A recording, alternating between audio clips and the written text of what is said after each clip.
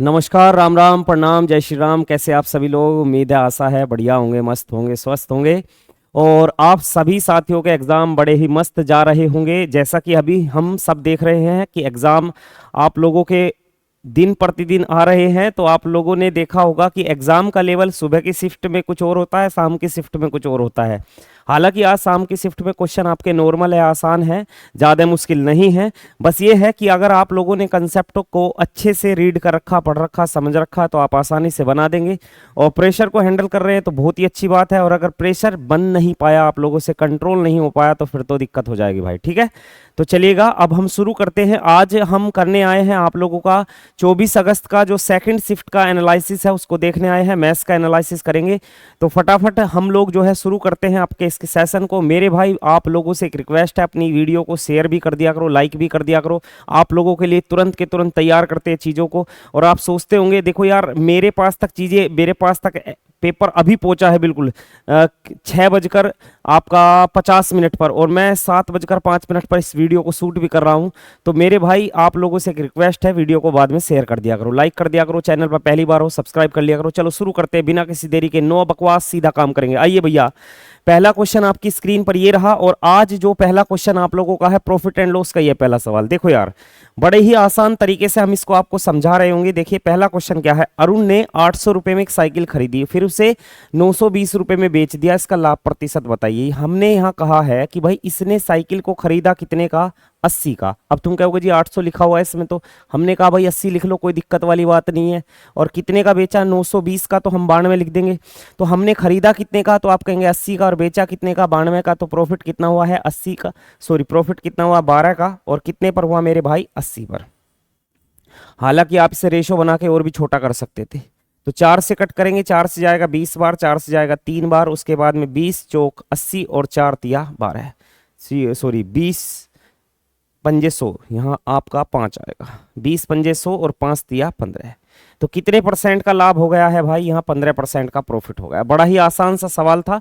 Option number B is the right answer. जिसका भी paper है उसने बिल्कुल सही लगाया है। आइएगा नेक्स्ट क्वेश्चन की तरफ बढ़ते हैं। नेक्स्ट क्वेश्चन आप लोगों का फिर से आया, और इस बार आपका क्वेश्चन किससे है भाई? ट्रेन वाले टॉपिक से है। तो क्वेश्चन को पढ़ेंगे। सबसे पहले क्वेश्चन को, डाटा को समझा करो। डाटा अगर आप लोगों के समझ में आ गया एक बार,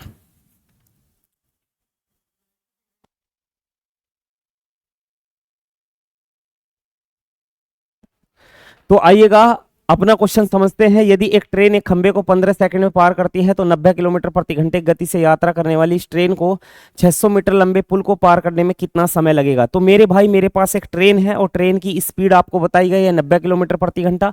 ट्रेन एक खंबे को कितने सेकंड में पार करती है? 15 सेकंड में। तो सबसे पहले ये पता करते हैं ट्रेन की लेंथ क्या है, ट्रेन की लंबाई क्या है, ट्रेन की दूरी क्या है। तो मेरे बच्चे, ट्रेन की लंबाई अगर निकालनी है तो आप लोगों को पता है भाई, दूरी बराबर होता है स्पीड इंटू टाइम। स्पीड क्या है? 90 किलोमीटर प्रति घंटा। 90 किलोमीटर प्रति घंटा को मीटर प्रति सेकंड में चेंज करेंगे तो 18 पंजे 90, 5 पंजे 25, तो 25 मीटर प्रति सेकंड बन जाएगा। इनटू करेंगे 15, तो यहां से आप लोगों की ट्रेन की लंबाई आ रही है 15 दूनी 30, और ये हो जाएगा आप लोगों का 75। तो 375 मीटर आपकी ट्रेन की लंबाई आ गई। अब ट्रेन की लंबाई अगर 375 मीटर है, तो इस ट्रेन ने एक 600 मीटर लंबे पुल को पार किया है, और कितना समय लिया है ये आपसे पूछा है। तो टाइम टेकन बाय ट्रेन, तो समय बराबर होता है, आप लोगों को पता है, दूरी बटे चाल। तो दूरी कितनी हो जाएगी समझो, 375 प्लस 600, तो ये हो जाएगा 975, और अपोन में स्पीड। स्पीड आपकी ट्रेन की स्पीड किलोमीटर पर आवर में 90 है, तो मीटर पर सेकंड में कितनी बनी थी? 25। तो 25 से डिवाइड करेंगे मेरे भाई, तो आप कहेंगे भैया ये हो जाएगा 25 × 75, और 75 के बाद में कितना बचेगा भाई? तो आप कहेंगे 12। 12 भाई 25 पंजे 125 हो जाएगा, और ये हो जाएगा आप लोगों का कितना? तो आप कहोगे 35 सेकंड। कितने सेकंड? 35 सेकंड। ठीक है मेरे भाई, तो इसका आंसर बनेगा 35 सेकंड, यानी ऑप्शन नंबर बी आपका बिल्कुल करेक्ट हो जाएगा। सभी साथियों के समझ में आ गया होगा। आइएगा नेक्स्ट क्वेश्चन समझते हैं। अगला सवाल आपके सामने आपकी स्क्रीन पर ये रहा। देखिए क्वेश्चन आप लोगों का घुमा कर दिया गया है, जबकि है वही जो आपकी पिछली 3 शिफ्ट बनाया है। 27 वस्तु का क्रय मूल्य x वस्तुओं के विक्रय मूल्य के बराबर है। तो अगर हमारे क्वेश्चन के अंदर 27 वस्तु का क्रय मूल्य हमारी एक्स वस्तुओं के विक्रय मूल्य के बराबर है, तो मेरे बच्चे यहाँ से सीपी और एसपी का रेशो क्या बनेगा? तो आप कहेंगे भैया सीपी और एसपी का रेशो बन रहा हो हमारा एक्स और 27। बोलो हाँ या ना? आप कहेंगे हाँ जी यही बनेगा एक्स अपॉन 27। अब इसमें बोला गया है कि 35% लाभ है भाई, 35% का क्या है? लाभ है। 35% का प्रॉफिट है, तो 35% को अपन क्या लिख सकते हैं? तो आप कहेंगे भैया 20 रुपए अगर हमारा इसमें सीपी रहेगा तो हमें कितने का प्रॉफिट होगा? 7 का। भाई 35% का मतलब होता है 7/20, सभी जानते होंगे इतना। तो अगर 20 हमारा सीपी रहेगा, 7 का प्रॉफिट, तो कितना बन जाएगा? एसपी 27। तो इसमें देखो एसपी तो आपका 27 से मैच कर रहा है, तो एक्स की वैल्यू कितनी बन जाएगी? 20 बन जाएगी। तो इसका ऑप्शन नंबर पहला आपका राइट हो जाएगा। तो पहला ऑप्शन आप लगा के आगे बढ़ जाएंगे। चलिए मेरे भाई अगले क्वेश्चन की तरफ बढ़ते हैं। नेक्स्ट क्वेश्चन आपका ग्राफ का है और बढ़िया सवाल है, देखेंगे ध्यान से समझेंगे। जब भी ग्राफ का क्वेश्चन आएगा तो डाटा को ध्यान से समझने का प्रयास करना है भैया। बोला गया है, दिया गया एक ग्राफ है, 4 अलग अलग राज्यों में गांव की संख्या को दर्शाता है। एक आप लोगों के पास में ग्राफ है और उसके अंदर 4 अलग अलग राज्य हैं, ए बी सी डी, और अलग अलग आपके सन दिए गए हैं कि भैया 2014 के लिए तो ये लाइन वाला है, 13 के लिए डॉट वाला है और 2012 के लिए ब्लैक वाला है। अब क्वेश्चन पढ़ लेते हैं सावधानी से कि राज्य बी में उन गांवों की संख्या जहां 2014 में विद्युतीकरण हुआ। राज्य बी के अंदर जाइएगा और 2014 की बात करिए। 2014 कौन सा है? ये वाला। तो यहां कितना आएगा? आप कहेंगे 40 आएगा। कितना आएगा भाई? 40 आएगा। क्लियर है? तो आप कहेंगे हाँ जी। राज्य डी के गांवों की संख्या का कितने प्रतिशत है जहां 2012 में विद्युतीकरण किया गया था? यानी राज्य डी में कौन से सन की बात की गई है? तो आप कहेंगे 2012 की। और 2012 कौन सा वाला भाई? ब्लैक वाला। तो यहां कितना दिखाया गया है? 50। तो ये जनसंख्या इसका कितने परसेंट है? तो 40/50 गुणा 100। मेरे बच्चे आप कहोगे कि भैया 1/5 20%, 4/5 80%, तो इसका 80% रिजल्ट बन रहा होगा। यानी ऑप्शन नंबर कौन सा राइट हो जाएगा? डी ऑप्शन आपका बिल्कुल करेक्ट हो जाएगा। ठीक है मेरे भाई, चलिएगा आइएगा नेक्स्ट क्वेश्चन को समझने का प्रयास करते हैं। अगला क्वेश्चन आपके सामने क्या आता मेरे भाई? तो नेक्स्ट क्वेश्चन आपके सामने आ गया है रेशो का। और क्वेश्चन क्या है? ध्यान सुनो। वह संख्या ज्ञात कीजिए जिसे 15-19 के अनुपात के पदों से घटाया जाना चाहिए ताकि 3:4 के बराबर हो जाए। मेरे प्यारे बच्चे 15:19 के प्रत्येक पद में से क्या माइनस किया जाए कि रेशो 3:4 हो जाए। तो मेरे बच्चे जब भी ऐसा कोई क्वेश्चन आपको मिले तो यहाँ गैप क्या है? 1 का, और यहाँ गैप क्या है? 4 का। तो गैप की ऊपर नीचे मल्टीप्लाई कर दो। अगर गैप की गुणा करोगे तो बालक ये तो 15-19 ही रहेगा, और ऊपर क्या है? गैप 4। तो 4 की गुणा करोगे 4×3 12, 4×4 16। तो कितना कम किया गया है? तो आप कहेंगे 3 कम किया गया है। प्रत्येक से कितना घटाया गया है? तो आप कहेंगे 3 घटाया गया है। तो हम फटाफट इसका ऑप्शन नंबर सी लगाएंगे, निकल जाएंगे। तो इसका सी ऑप्शन आपका आंसर बन जाएगा, यानी इसका आंसर बनेगा 3। चलिएगा नेक्स्ट क्वेश्चन को समझने का प्रयास करते हैं। अगला क्वेश्चन आप लोगों का परसेंटेज का है, बड़ा ही आसान सा सवाल, बस थोड़ा सा ध्यान से चीजों को समझते चलो। मीता की आय सीता की आय से 125% ज्यादा है। मीता की आय सीता की आय से कितने परसेंट ज्यादा है? 125% ज्यादा है भाई। 125% को अगर मैं लिखना चाहूं तो मैं क्या लिख सकता हूं? तो आप कहेंगे इसको लिख सकते हैं भाई हम 5/4। इसका मतलब ये हुआ अगर सीता की 4 है, तो मीता की कितनी अधिक होगी? मीता की अधिक होगी 5। तो मीता की कितनी बन जाएगी भाई? 9। अब बोला गया सीता की आय मीता से कितनी कम है, तो भाई कम कितनी है? 5 कम है। और कितने पर है? 9 पर। तो 5/9 गुणा 100, यानी 5/9 का मतलब होता 55 सही 5/9%। 55 जो भी आएगा वो ऑप्शन राइट हो जाएगा। तो option number A is the right answer. ये जिसका भी सेट है मेरे भाई ने 22.5 लगा रखा, गलत है इसका आंसर। तो आइएगा इसका आंसर था आप लोगों का कितने परसेंट? तो आप कहेंगे 55 सही 5/9%। आइएगा अपना क्वेश्चन नेक्स्ट फिर से आता है। बहुत ही प्यारा सवाल आप लोगों का, कहां से उठाया हुआ सवाल है मेरे भाई? एचसीएफ से। और एक शानदार सवाल आप लोगों का लेकर आया है। जब हम लंबी भाग विधि द्वारा में से निकालते हैं, आपको पता होगा जब मैंने आपको एचसीएफ पढ़ाया होगा तो इस प्रकार के काफी सारे क्वेश्चन मैंने आपको करा रखे हैं। तो अंतिम विभाजक 2 होता है। अंतिम भाजक क्या होता है? 2, यानी में से इसका 2 है। और क्रमशः भागफल पहले से अंत तक क्रमशः कितने दे रखे? 2 4 2। तो इन संख्याओं को ज्ञात कीजिए। देखिए यार, आप लोगों को अगर भाग विधि भी नहीं आती ना तो सीधा सीधा भाग करके देख लेना, क्योंकि इसके ऑप्शन बड़े आसान है, इसके ऑप्शन बड़े सिंपल है। मेरे बाबू एक बात बताओ, 12 से जब 16 को भाग करोगे तो कितनी बार चलेगा? 1 बार। जबकि उसने कहा है कितनी बार चलना चाहिए? 2 बार। जबकि उसने कहा कितनी बार चलना चाहिए? 2 बार। और चल कितना रहा है भाई? 1 बार। यानी ये तो गलत हो गया। 18 से चलाएंगे, 18 दूनी 36, यानी कितनी बार चल रहा है? 2 बार। और 2 ही बार चलना चाहिए भाई। इसके राइट होने के चांस बन गए। अब इसको चलाएंगे, 16 से चलेगा कितनी बार? बार, एक बार। मेरे भाई 2 बार चलना चाहिए, गलत हो गया। और इससे चलाएंगे 20 से चलेगा 1 बार, मेरे भाई ये भी गलत हो गया। तो इसका आंसर बन जाएगा ऑप्शन बी। अगर आप लोगों को भाग विधि आती भी नहीं है तब भी आपकी बात बन गई, बस एक बार डिवाइड करके देख लो, इतना आसान सवाल था। तो आपका ऑप्शन नंबर कौन सा राइट हो जाएगा? बी ऑप्शन आपका बिल्कुल करेक्ट हो जाएगा, सही हो जाएगा। चलिएगा, जब हमारा काम ऐसे बन रहा है तो क्यों हम इस लंबी भाग विधि का यूज करें फिर। आइए, मेरा क्वेश्चन अगला है। 2 रेलगाड़ी विपरीत दिशा से 29 किलोमीटर प्रति घंटा और 25 किलोमीटर प्रति घंटा गति से चल रही है। तेज गति वाली रेलगाड़ी धीमी गति वाली रेलगाड़ी में बैठे एक व्यक्ति को 6 सेकंड में पार करती है। तो तेज गति वाली रेलगाड़ी की लंबाई बताइए। कल भी इस प्रकार का क्वेश्चन पूछा गया था, शायद सुबह की शिफ्ट में। तो मेरे भाई मुझे कल एक बात बताई थी, जब कोई तेज गति वाली गाड़ी धीमी गति वाली गाड़ी में बैठे हुए व्यक्ति को पार करती है तो याद रखना हमेशा किसकी दूरी चलती है? अपनी दूरी चलती है।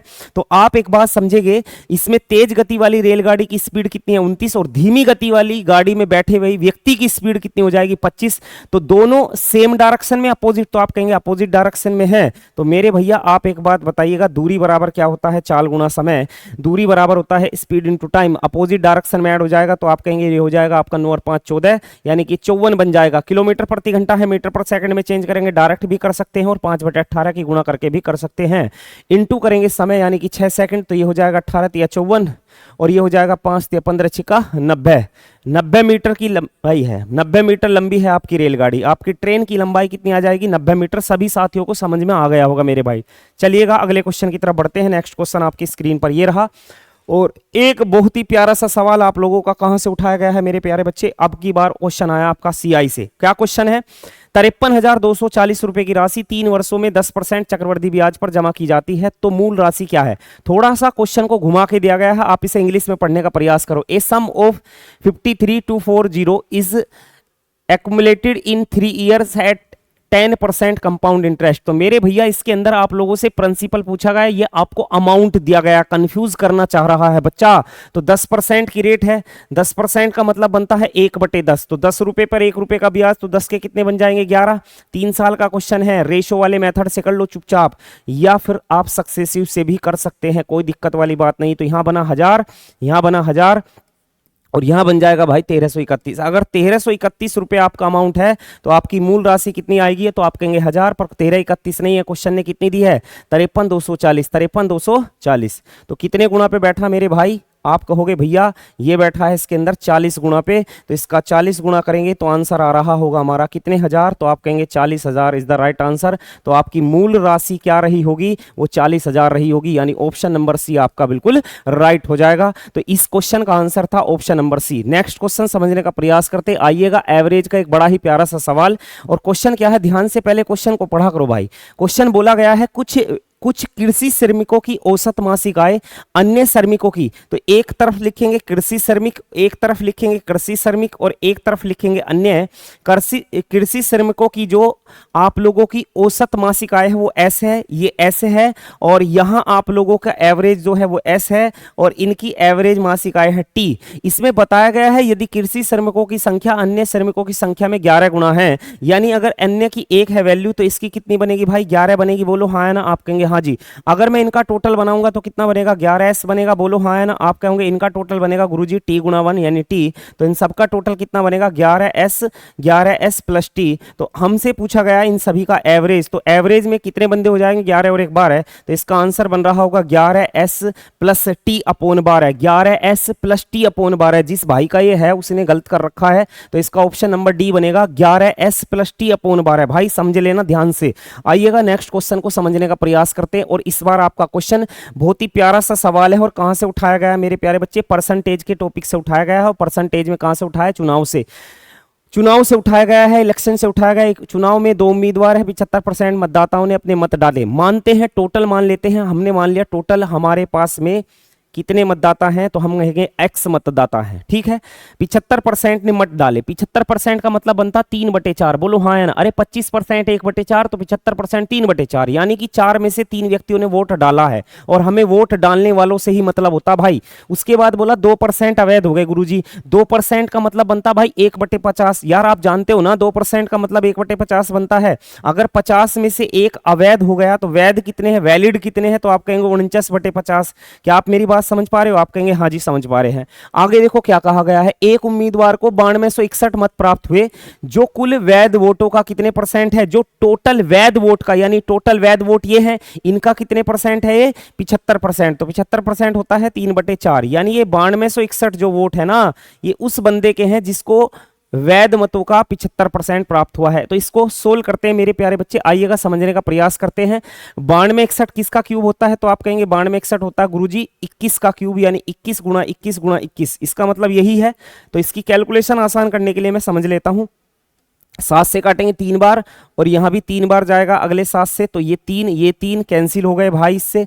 ये हो जाएगा 4 चौक 16, 16 पंजे 80, यानी कि 800 बना। और यहां से हम जब टोटल वैल्यू निकालेंगे 800 गुणा 21, तो हमारे पास में मतदाताओं की कुल संख्या आ रही होगी 16800। 21 अट्ठे 168 होता, सभी जानते हैं। तो इसका आंसर बन गया आप लोगों का 16800। 16800 आपका किस ऑप्शन में राइट हो जाएगा? ऑप्शन नंबर सी में आपका राइट हो जाएगा। सभी को समझ आ गया होगा। नेक्स्ट क्वेश्चन की तरफ बढ़ते हैं। आइएगा मेरे प्यारे बच्चे, आप लोगों का चोर सिपाही वाला क्वेश्चन पूछ लिया आज। क्या क्वेश्चन है, ध्यान से पढ़ने का प्रयास करेंगे। 250 मीटर की दूरी से एक पुलिसकर्मी द्वारा एक चोर को देखा जाता है, यानी कि यहां कोई पुलिसकर्मी है और इससे 250 मीटर आगे कौन है? कोई थीफ है, कोई चोर है। तो मेरे प्यारे बच्चे, इनमें बीच में गैप कितना है? तो आप कहेंगे 250 मीटर का गैप है। और भाई इसने कहा है पुलिसकर्मी चोर का पीछा करना शुरू करता, चोर भी भागना शुरू करता। चोर की स्पीड 16 हो गई और सिपाही कर्मी की स्पीड है 20। जब दोनों सेम डायरेक्शन में चलेंगे तो स्पीड क्या होगी? माइनस होगी। बोलो हाँ या ना। तो मेरे बच्चे सबसे पहले मैं ये पता कर लेता हूं कि आपका चोर कितने समय बाद पकड़ा जाएगा, कितने टाइम बाद पकड़ा जाएगा। समय बराबर होता, सभी को पता है, दूरी बटे चाल। तो बीच का गैप कितना है? तो आप कहेंगे 250 मीटर। जब दोनों सेम डायरेक्शन में चलेंगे तो स्पीड क्या हो जाएगी? -20 -16, तो याद आएगा 4 किलोमीटर प्रति घंटा है। तो मीटर प्रति सेकंड में चेंज करेंगे 5/18। उसके बाद में कैलकुलेशन कर लेंगे। ये हो जाएगा 5 चौक 20, यानी 0 कट गई, 2 से कट गया 18, 9 बार यानी 25 निमा 225। 225 सेकंड बाद चोर पकड़ा जाएगा। 225 सेकंड बाद चोर पकड़ा जाएगा। हमसे पूछा गया है कि चोर ने पकड़े जाने से पहले कितनी दूरी दौड़ी। तो चोर के द्वारा चली गई दूरी, चोर द्वारा चली गई दूरी, तो चोर के द्वारा चली गई जो दूरी आएगी, दूरी बराबर होता है स्पीड इंटू टाइम। चोर की स्पीड कितनी है बालक? 16 किलोमीटर प्रति घंटा। इसे मीटर पर सेकंड में चेंज करेंगे 5/18 इंटू कितने समय में पकड़ा गया है? ये 225 सेकंड में। तो यहां से करेंगे कैलकुलेशन। 9 से जाएगा 2 बार, 9 से जाएगा कितनी बार? 25 बार। उसके बाद में भाई 2 से जाएगा कितनी बार? 8 बार। और 8 पंजे हो जाएगा 40, और 40 गुणा 25 हो जाएगा 1000। इसका मतलब ये हुआ कि चोर जो है पकड़े जाने से पहले कितनी दूरी चलेगा? तो 1000 मीटर की दूरी चलेगा। ऑप्शन नंबर बी आपका बिल्कुल करेक्ट हो जाएगा, बिल्कुल सही हो जाएगा। सभी साथियों के समझ में आ गया होगा। तो आपका आंसर बनेगा इसका 1000। आइएगा नेक्स्ट क्वेश्चन को पढ़ते हैं, नेक्स्ट क्वेश्चन को समझते हैं क्या बोला गया है। आइए भैया, प्यारा सा सवाल है आप लोगों का, एवरेज का क्वेश्चन है। एक क्रिकेटर की 64 पारियों में रनों का एक निश्चित औसत था, यानी हमें नहीं पता इसका क्या एवरेज है।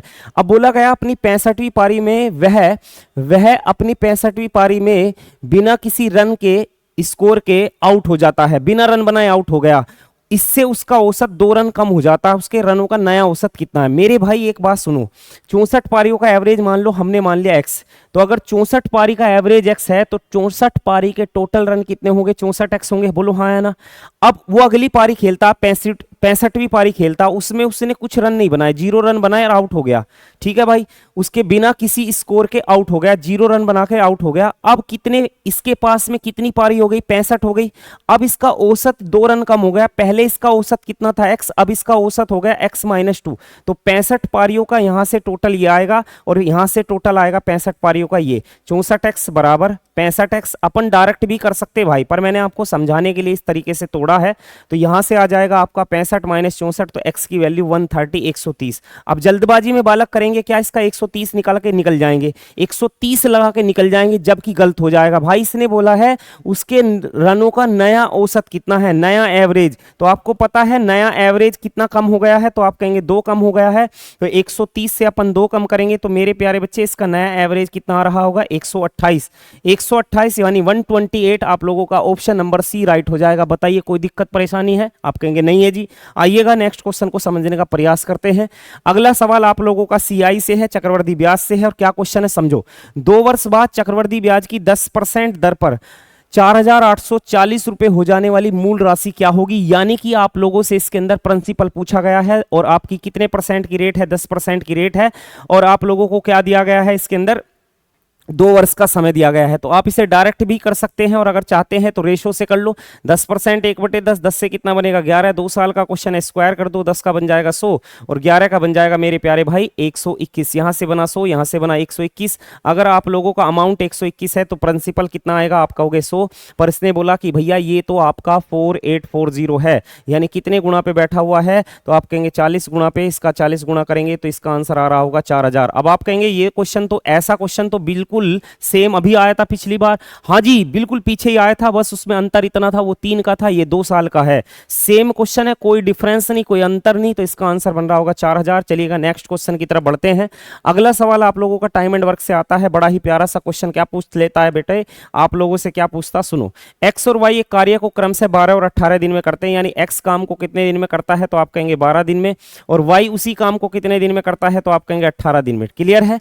उन्होंने एक साथ कार्य शुरू किया, लेकिन 4 दिन के बाद वाई ने काम छोड़ दिया और शेष काम को अकेले एक्स ने पूरा किया, तो पूरा कार्य कितने दिन में हुआ। कल के पेपर में क्या पूछा गया था, पूछा गया था कि शेष काम बी ने कितने समय में करा, ये पूछा गया था। तो मेरे प्यारे बच्चे सबसे पहले टोटल वर्क बनाओ, तो आप कहेंगे टोटल बना 36 और एक दिन का काम निकालेंगे तो यहाँ आएगा 3 और यहाँ आएगा आप लोगों का 2। बोलो बात समझ में आई कि नहीं आई। अब और एक्स और वाई ने मिलकर काम शुरू किया, अगर एक्स और वाई ने मिलकर काम शुरू किया तो कितने दिन बाद काम छोड़ देता है वाई, तो आप कहेंगे 4 दिन बाद। एक दिन में कितना करेंगे 5, 4 दिन में काम हो जाएगा आपका 20।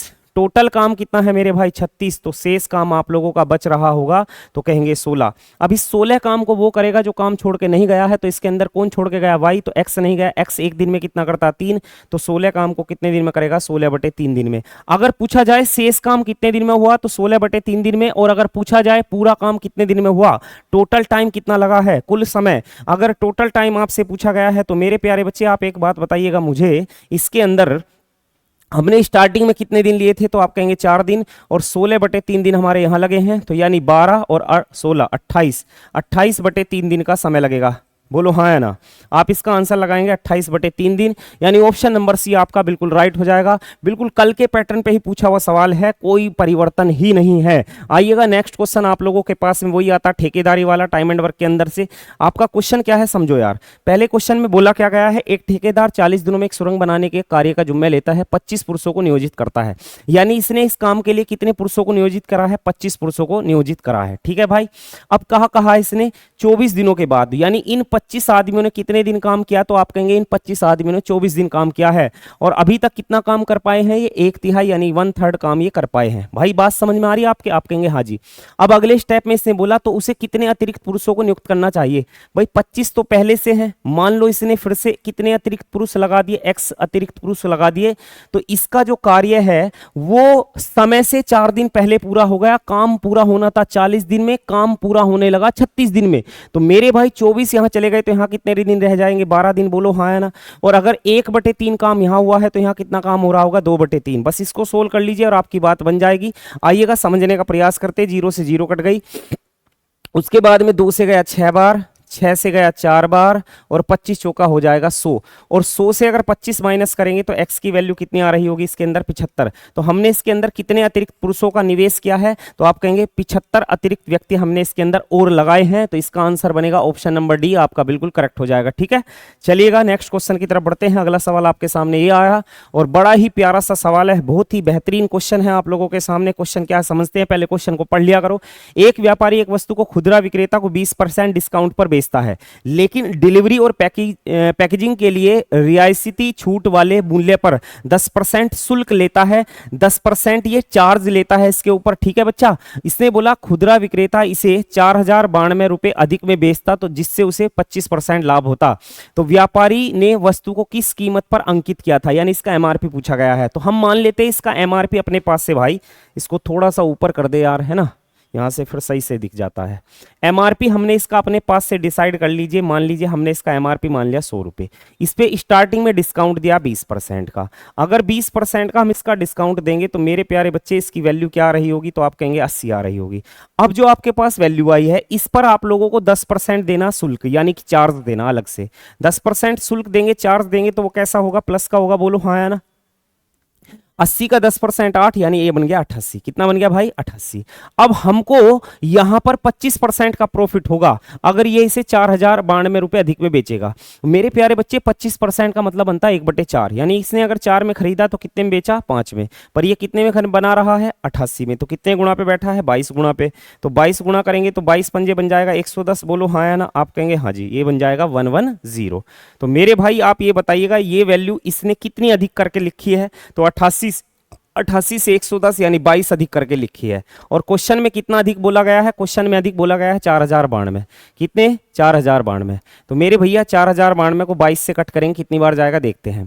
22 से 2 बार जाएगा नहीं, एक बार चलेगा। चलिए ये एक बार चलने के बाद में 22 से कितना रह जाएगा यहाँ पर? तो आप कहेंगे 18। 189।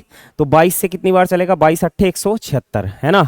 आगे भी जाएगा, डिवाइड तो होना ही होना। अभी ये पूरा पूरा तो डिवाइड हुआ नहीं। तो कौन ऑप्शन ऐसा है जो 8 से आगे जा रहा है? एक ही ऑप्शन ऐसा है गुरु, ऑप्शन नंबर ए। 8 के बाद 6 आ रहा है, ये तो गलत, ये भी गलत। इसके बाद 8 में पूरा पूरा डिवाइड होगा, ये पूरा पूरा यहाँ डिवाइड होगा, पर आगे जाके एक नंबर और आएगा, वो आएगा 6। तो 186 बार पूरा पूरा डिवाइड हो रहा है। तो इसका एमआरपी आ जाएगा, इसका 186 टाइम करेंगे तो इसका एमआरपी आ जाएगा 18600।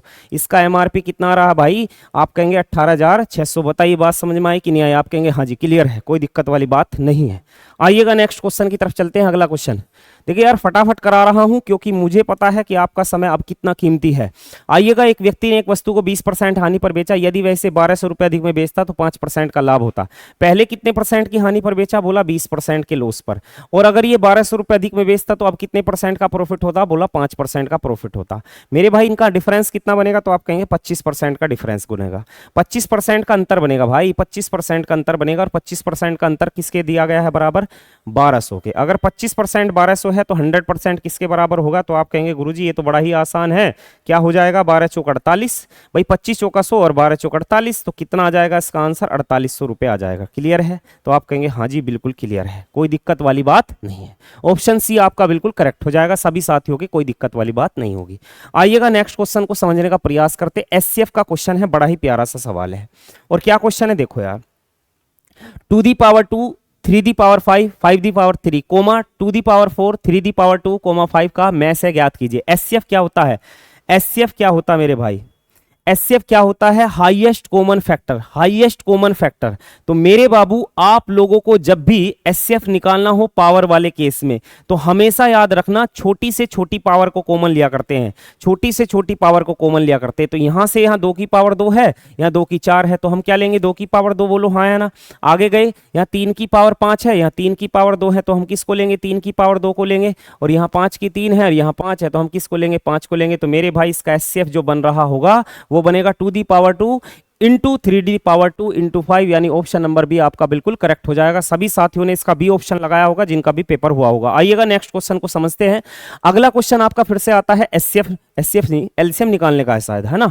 तो इसमें बोला गया 90 128 144 का एलसीएम कितना होगा? एलसीएम निकालने का सबसे बेस्ट तरीका मैंने आपको समझाया हुआ है कि सबसे पहले सबसे बड़ा नंबर लिखो। आपने लिखा 144। अब 144 के अंदर आते हैं 90 की बात करते हैं। तो 90 कंप्लीट 144 के अंदर नहीं आएगा, हम जानते हैं, पर 90 का फैक्टर बनेगा 18 पंजे 90, 18 पंजे 90। और 144 का होता है 18 अट्ठे 144, यानी इसके अंदर किसकी कमी? 18 तो कट गया, किसकी कमी है? 5 की, यानी 5 की गुणा कर देंगे भाई। आगे चलो आगे चलो, आगे गए तो 128 मिला। 128 होता 16 अट्ठे 128। बोलो हाँ या ना? और ये होता 16 निम्मा 144। मेरे भाई आप एक बात बताओ, 16 तो इसके अंदर आ गया, 8 ना 9 के अंदर आएगा ना 5 के अंदर, तो 8 की गुणा और कर देंगे। और यहां से आपकी वैल्यू बन रही होगी 8 पंजे 40, 0 4 चौक 16, 4 चौक 16 का 6, 4 चौक 16 17, और यहां जाएगा 5। आपका आंसर बन रहा होगा 5760। कहीं है क्या? हाँ जी ये रहा, ऑप्शन नंबर सी आपका बिल्कुल करेक्ट हो जाएगा। ठीक है, सभी को क्लियर है, कोई दिक्कत वाली बात नहीं है।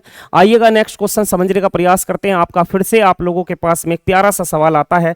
और क्वेश्चन क्या है देखो यार, 2 व्यक्तियों की संपूर्ण वेतन लब्धियां बराबर है। देखो इसमें अगर आप लोगों को समझ में नहीं आता तो इसमें बोला गया है total emolument of 2 person are the same, यानी 2 व्यक्तियों की संपूर्ण वेतन लब्धियां जो है वो बराबर है, लेकिन उनमें एक को अपने मूल वेतन का कितना मिलता है, इसको तो मिलता है अपने मूल वेतन का कितने परसेंट, 65%, और दूसरे को अपने मूल वेतन का कितना मिलता है, ओरिजिनल इनकम का कितना मिलता है, तो आप कहेंगे 80%। और ये बराबर दिए गए हैं तो मेरे भाई इनको बराबर रख दो। 5 से काटेंगे 13 बार जाएगा, 5 से काटेंगे कितनी बार जाएगा, 20 बार जाएगा। तो इसने बोला है पहले का दूसरे से रेशो बताओ, पहले का दूसरे से रेशो बताओ, रेशो निकालना है पहले का दूसरे से, तो यहां जाएगा 20 और यहां जाएगा 13, तो यानी 20:13 आप लोगों का ऑप्शन नंबर कहीं को है भाई।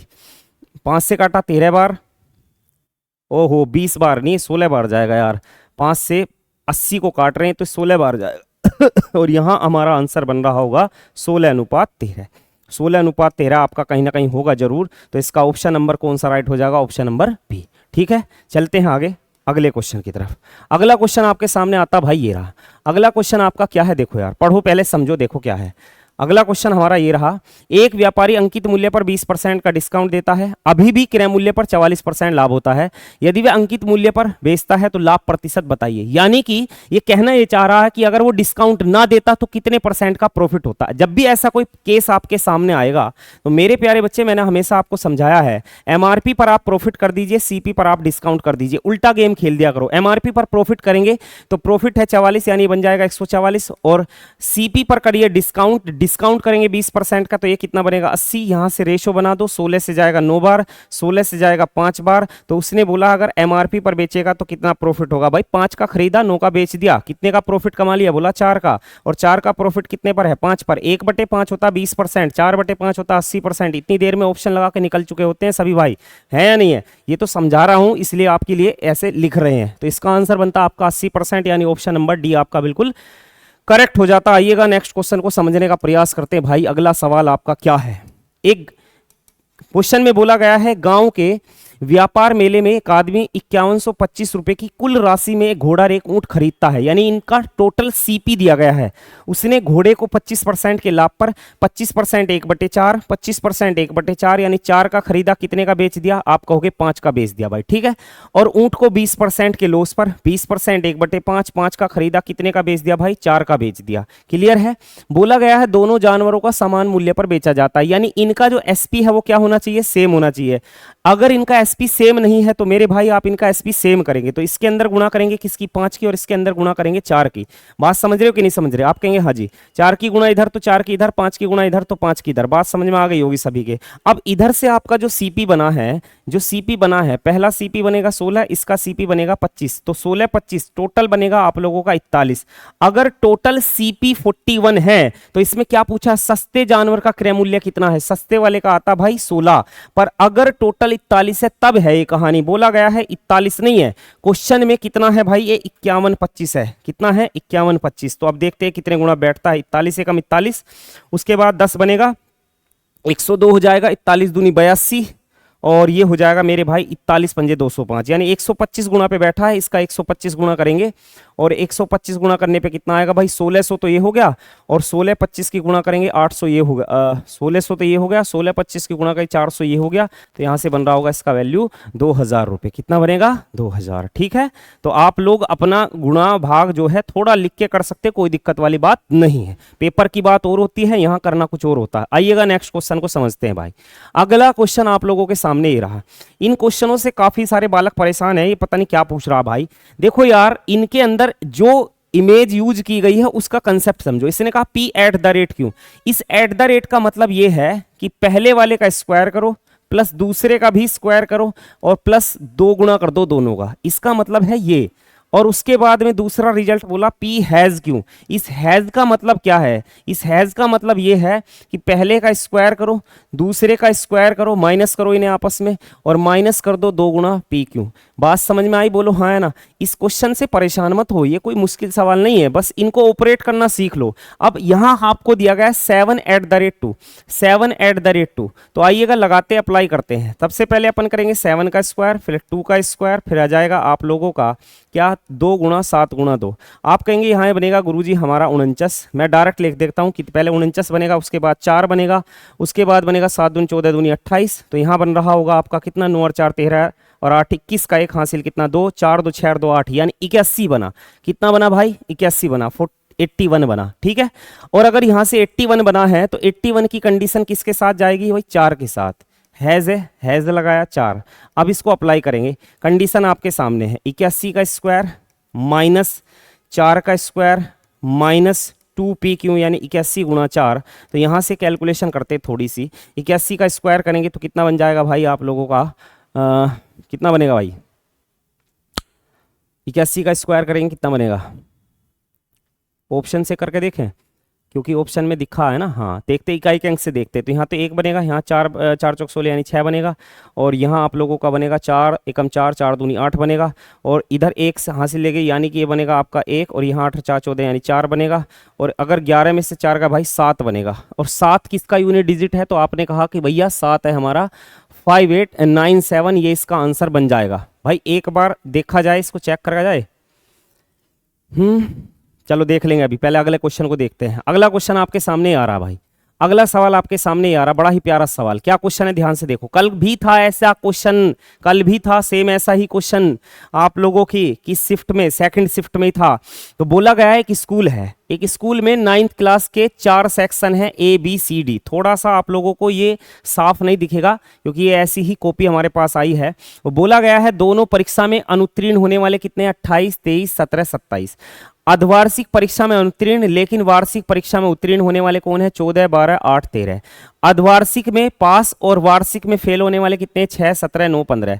और उसके बाद दोनों परीक्षा में पास होने वाले कितने हैं, 64 55 46 76। तो इसने बोला गया है उत्तीर्ण होने वाले छात्रों की संख्या के आधार पर, उत्तीर्ण होने वाले छात्रों की संख्या के आधार पर दोनों परीक्षाओं के कठिन स्तर की तुलना करने के संदर्भ में निम्नलिखित में से कौन सा कथन सत्य है। तो सबसे पहले देखते हैं कि भैया यहाँ कितने आप लोगों के टोटल पास हुए हैं, सॉरी टोटल फेल हुए हैं। तो हम करेंगे यहाँ पर टोटल, तो ये आ जाएगा आप लोगों का 8 3 23 17 हो जाएगा आपका 40, और 40 और 28 हो जाएगा 68, और 68 और 97 कितना हो जाएगा भाई 95, कितना बन गया 95। यहाँ जाएगा 14 12 आपका 26, 26 और 8 हो जाएगा 34, और 34 13 हो जाएगा 47। यहाँ बनेगा आपका 47। यहाँ बनेगा आपका 17 6 23, और 23 और 9 बन जाएगा 32, और 32 15 हो जाएगा 47। यहाँ भी 47 बना, ठीक है। अब यहाँ बनाएंगे तो यह हो जाएगा 4 5 9 9 और 6 15, 15 6 21 का 1 हासिल यानी 2। उसके बाद में 6 और 2 8, 8 और 5 13, 13 4 17, 17 7 24 यानी ये बनेगा 241। तो इसमें बोला गया है कि भैया आप ये बताइएगा कि एग्जाम का लेवल क्या है। तो ध्यान से सुनिएगा भाई, एक बात बताइएगा, हमारे 47 विद्यार्थी ऐसे हैं जो अर्धवार्षिक परीक्षा में फेल है परंतु वार्षिक में पास है, और 47 ही ऐसे हैं जो वार्षिक परीक्षा में क्या है, फेल है परंतु अर्धवार्षिक में क्या है, पास है। तो इसके अकॉर्डिंग अगर कंपेयर की जाए, तुलना की जाए, तो दोनों परीक्षाओं में कठिनाई के स्तर के आधार की तुलना नहीं की जा सकती। आप इसमें ऐसे कंपेयर नहीं कर सकते। समझ रहे हो कि नहीं समझ रहे? नहीं भाई नहीं, गलत बात। तो इसमें कंपेयर तो हमने कर ली, तो इसमें आएगा आपका डी ऑप्शन। दोनों परीक्षाओं के कठिनाई का स्तर लगभग समान था।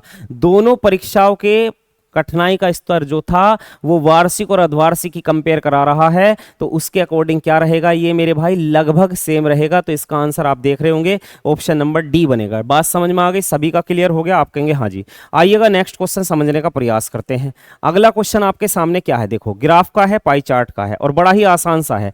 ग्राफ का अध्ययन कीजिएगा और कॉफी क्षेत्र त्रिज्या खंड का कोण ज्ञात कीजिए। कॉफी वाला कौन सा है मेरे भाई, अगर मैं थोड़ा सा इसको और जूम करूं, थोड़ा सा आपको और जूम करके दिखाऊं, तो कॉफी वाला कौन सा है, तो आप कहेंगे ये वाला है भाई, कॉफी वाला है ना, जो आपका ब्लैंक है, खाली है, यानी ये 20% है। इसका आपको डिग्री बताना है, तो मेरे भाई परसेंट हटाएंगे तो बटे में 100, डिग्री लाएंगे तो गुणा 360। ये आपको पहले ही बताई हुई सारी चीजें। जीरो आपकी कैंसिल हो जाएगी, 36 दूनी 72, तो यहाँ जाएगा 72 डिग्री। 72 डिग्री का मतलब हो जाएगा 72 डिग्री का मतलब option number D is the right answer. ठीक है भाई, तो ये था आपका क्वेश्चन नंबर लास्ट। क्लियर?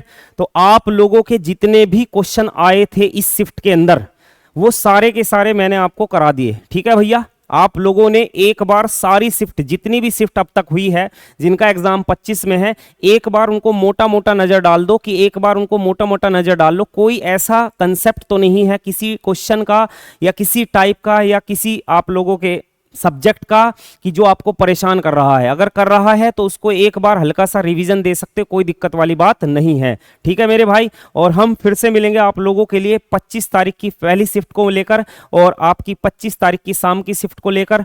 और एक बार उस क्वेश्चन को देख लेते भाई, उसमें एक बार चेक कर लेते हैं क्या हमारी कहानी सही है या गलत है।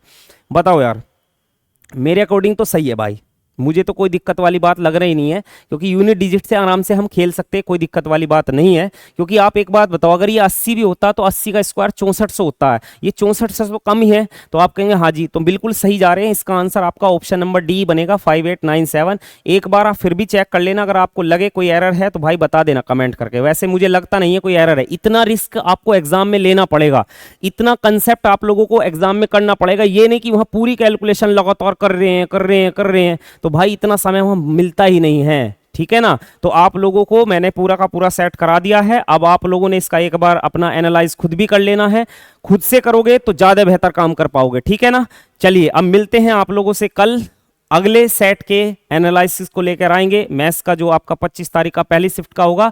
तब तक के लिए सभी को नमस्कार, राम राम, प्रणाम, जय श्री राम। और मेरे भाई अपने सेशन को शेयर भी कर दिया करो जो आप लोगों के लिए कराते हैं। मैं केवल और केवल अकेला बंदा हूं जो सारी चीज़ों को अपने आप ही ऑपरेट करता हूं, सारी चीज़ें अपने आप ही बनाता हूं, सारी चीज़ें खुद ही करता हूं। तो आप लोगों का इतना सपोर्ट तो मिल सकता है, पर सपोर्ट कोई करता नहीं है। कहते हैं ना कि भाई जब तक आप आगे नहीं जाने वाले तब तक कोई सपोर्ट नहीं करेगा। जिस दिन तुम दुनिया में सबसे आगे निकल गए उस दिन तुम्हारे पीछे दुनिया हो जाएगी, उस दिन तो सब सपोर्ट करने वाले होंगे, पर अभी सपोर्ट करेगा नहीं कोई। वो आगे तुम्हारी मर्जी है, इच्छा है, मन करे तो कर देना, ना मन करे तो कोई दिक्कत नहीं। चलिए भाई, मिलते हैं अगले सेट में।